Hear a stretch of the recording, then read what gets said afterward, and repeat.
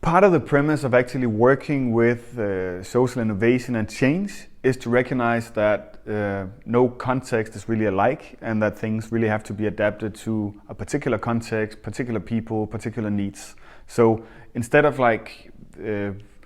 coming up with some sort of predefined work plan or a line of activities, it makes much better sense to try to explain the adaptive approach through some steps.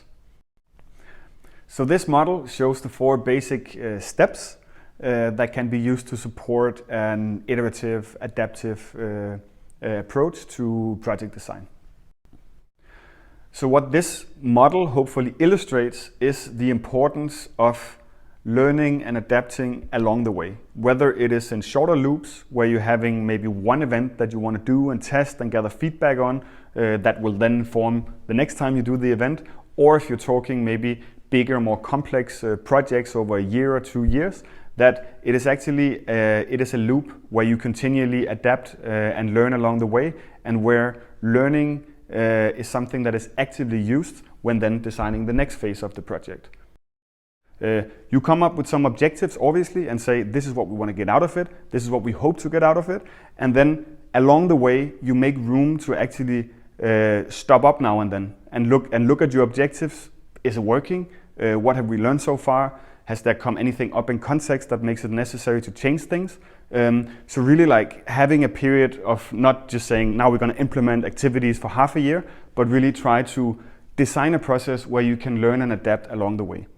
Okay, so the first step is to define and qualify the actual issue or problem that you're working with.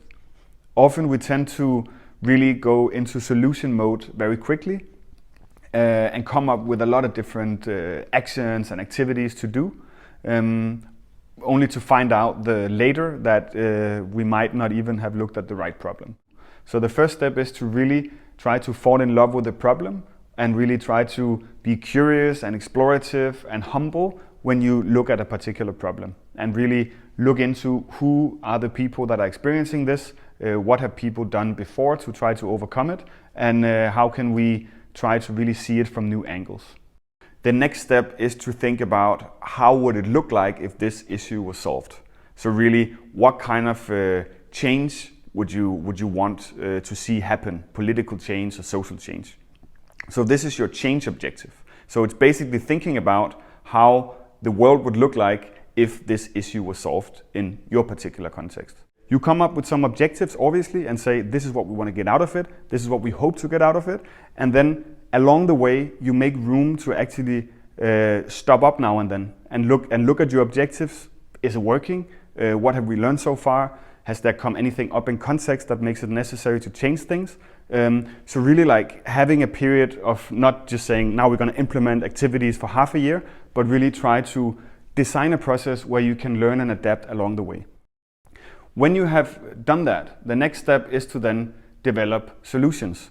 Again, not go into one line of doing things necessarily from the beginning, but to really ask yourself, open up, how might we solve this problem? How have other people worked on solving the problem? What does the problem look like for the people who are affected by it?